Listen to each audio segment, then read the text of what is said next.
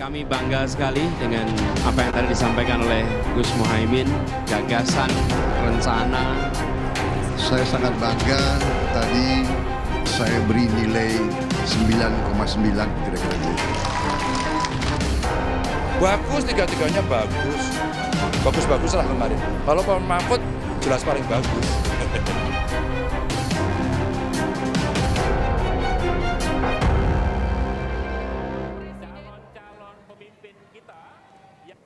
Saudara Litbang Kompas melakukan jajak pendapat soal perubahan atau berubah atau tidaknya pilihan responden setelah menonton debat calon wakil presiden Jumat lalu.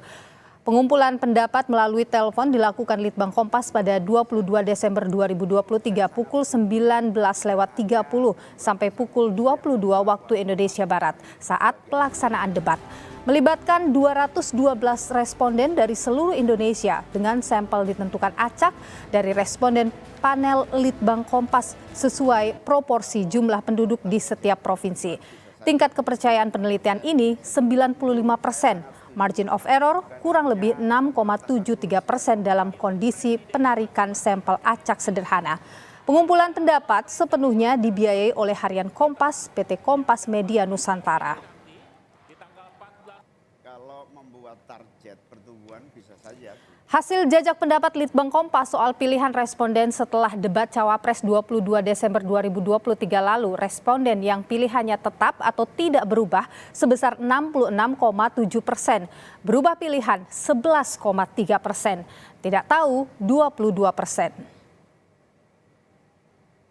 Sementara aspek kelancaran dan kejelasan menjawab pertanyaan, skor rata-rata Muhaimin Iskandar 7,0, Gibran Rakabuming 7,1, Mahfud MD 7,5.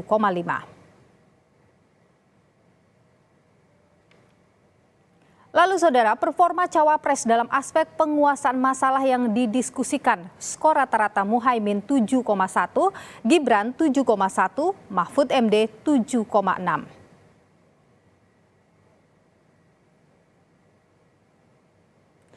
Lalu saudara, dalam aspek penampilan, nilai rata-rata Muhaimin 7,8, Gibran 7,3, dan Mahfud MD 7,5.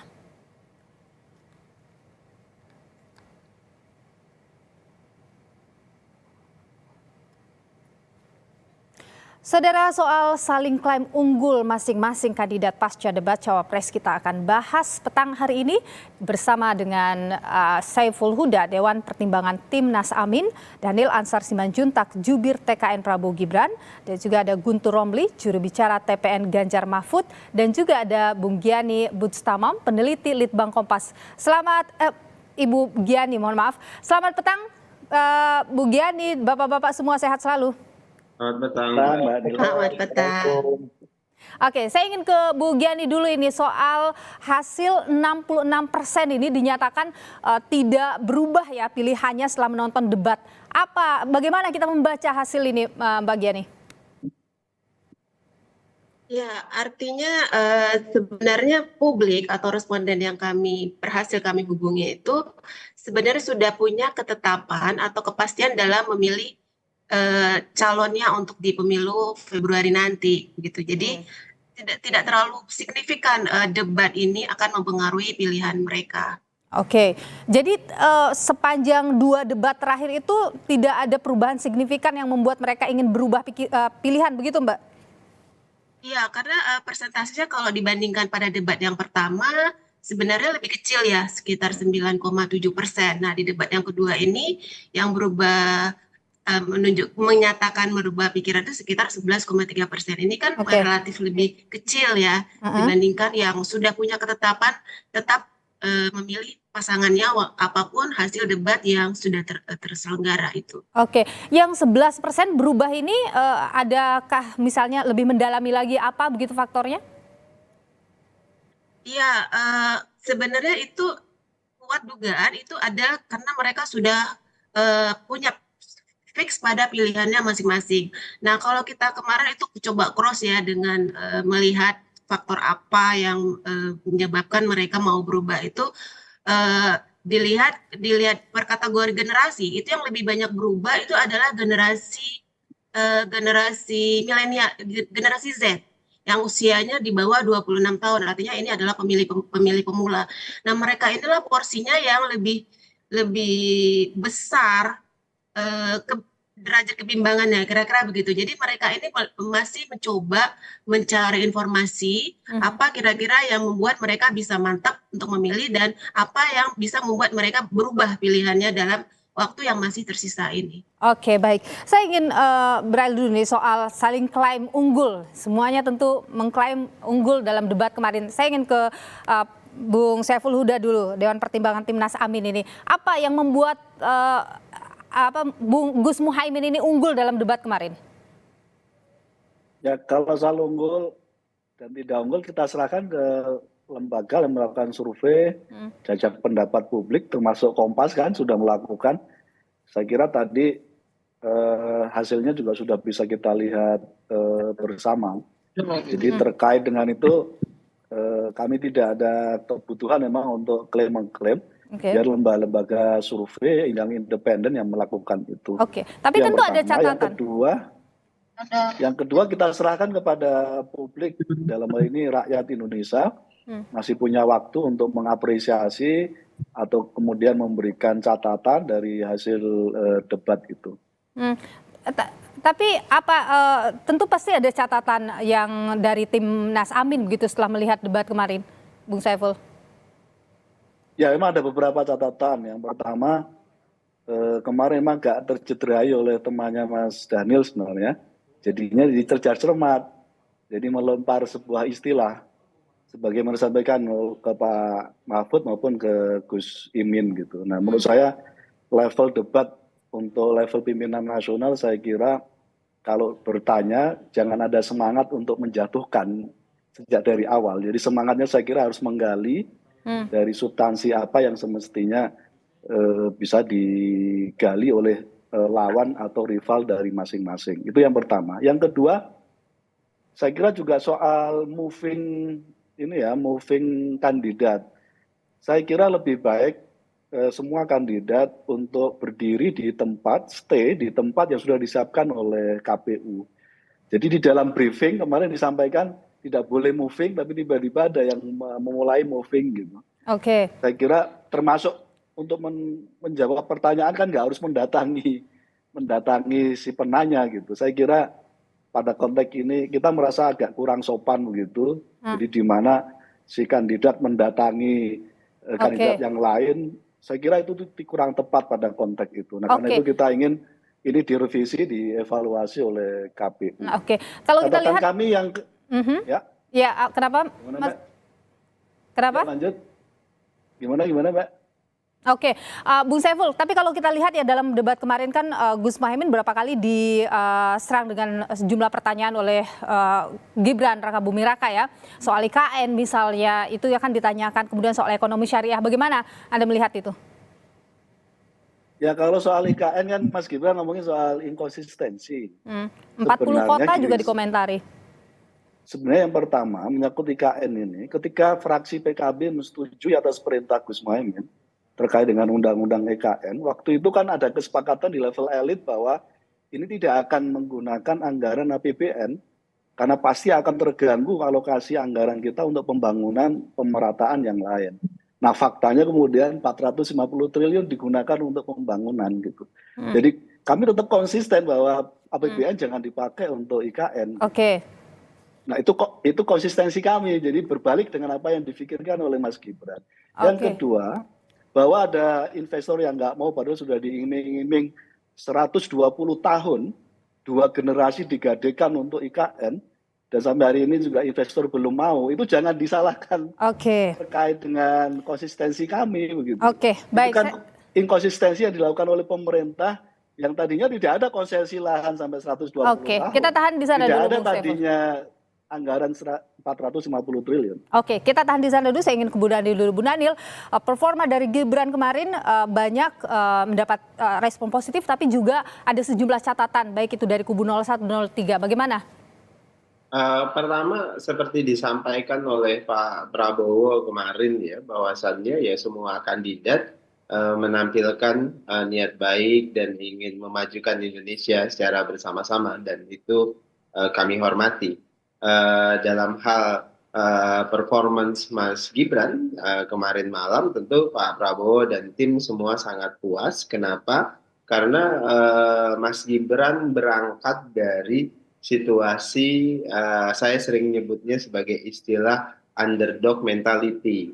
Underdog mentality itu secara psikologi sering disebut karena Mas Gibran ketika datang ke debat sebelumnya berminggu-minggu, berbulan-bulan beliau dibully, misalnya dinyinyiri, dihina, bahkan ada yang ngatain dia Samsul lah, dia katain dia belimbing sayur lah, semua nyinyiran, semua sikap meremehkan, menghina itu dialamatkan ke Mas Gibran. Nah, situasi seperti itu yang memunculkan tadi saya istilah underdog mentality.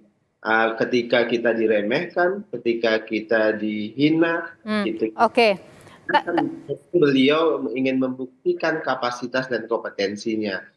Bung Daniel, kemarin itu kan Mas Gibran banyak menggunakan istilah-istilah asing ya dalam pertanyaan. Itu strategi dari paslon nomor 2 memang? Tadi saya lanjutkan, akhirnya kompetensi dan kapasitas Mas Gibran itu ditunjukkan pada debat itu. Jadi anggap remeh dan hinaan selama ini roboh dengan pembuktian tersebut. Nah, terkait dengan penggunaan istilah, itu dialamatkan pertanyaan itu justru ke Gus Muhaimin. Kenapa dialamat ke Gus Muhaimin? Karena PKB dan Gus Muhaimin sendiri dianggap dekat dengan wacana dan kegiatan ekonomi syariah.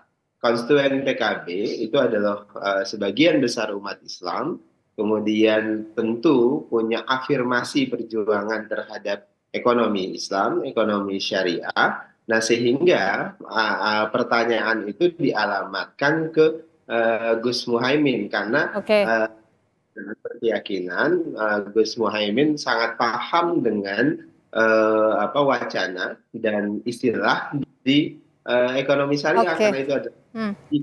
Baik. Saya tahan di sana dulu, Bung Daniel. Saya ingin ke Bung Guntur dulu. Soal penampilan Pak Mahfud kemarin bagaimana? Apakah sudah memenuhi ekspektasi atau masih ada catatan, Bung Guntur? Ya, kami sangat puas dengan penampilan Prof. Mahfud MD dalam debat Cawapres kemarin. Dan kalau kita kembali kepada pertanyaan tadi, semua tim memang bisa mengklaim paling unggul.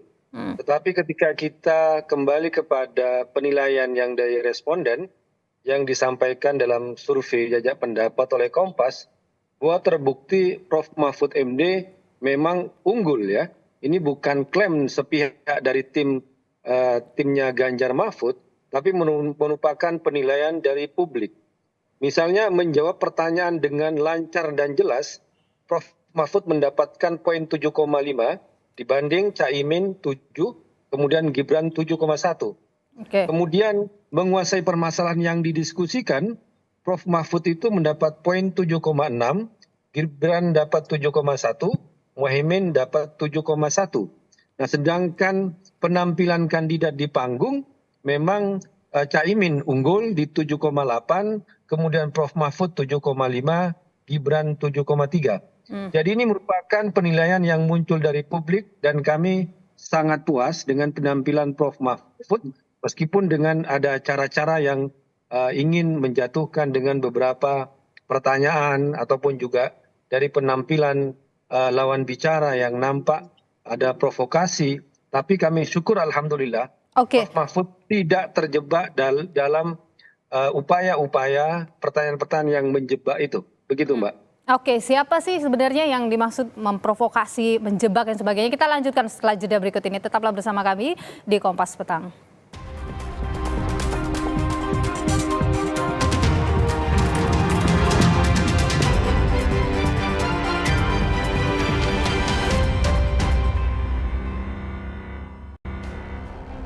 Kami bangga sekali dengan apa yang tadi disampaikan oleh Gus Muhaimin, gagasan, rencana. Saya sangat bangga, tadi saya beri nilai 9,9 kira-kira gitu. Bagus, tiga-tiganya bagus. Bagus-bagus lah kemarin. Kalau Pak Mahfud jelas paling bagus.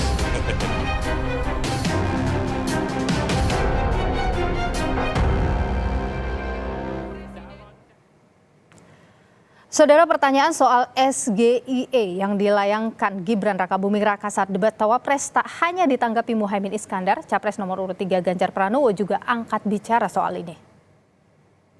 Gus Muhaimin ini adalah ketua umum dari Partai PKB.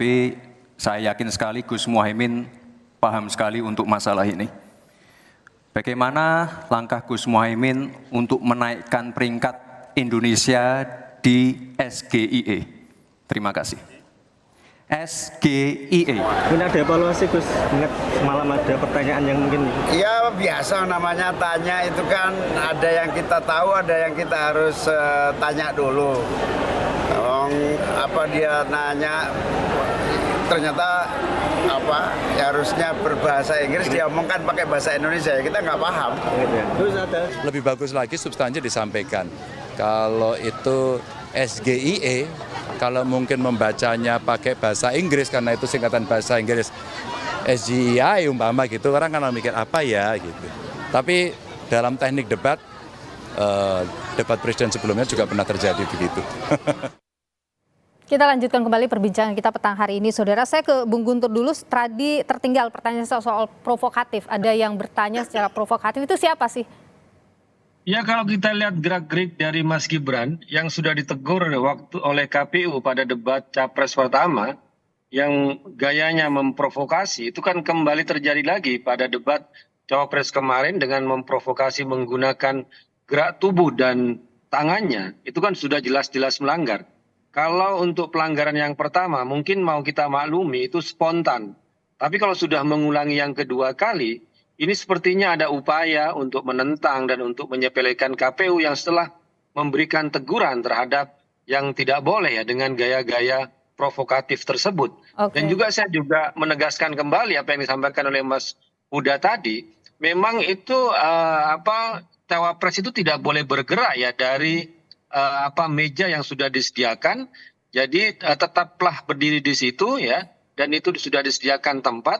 Tapi kemudian ada gerakan-gerakan yang meninggalkan meja itu juga tidak baik ya. Jadi sepertinya ada upaya untuk memang menyepelekan dan untuk melanggar aturan-aturan yang sudah ditetapkan oleh KPU menurut saya. Bung Daniel. Dan itu merupakan provokasi menurut saya. Bu Daniel, ini banyak kritik ini dari paslon 01 dan 03 ke Cawapres Anda, bagaimana?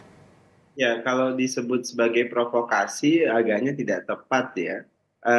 Itu ekspresi saja Mas Gibran pada suasana debat, kemudian suasana dialog seperti itu bersikap ekspresif.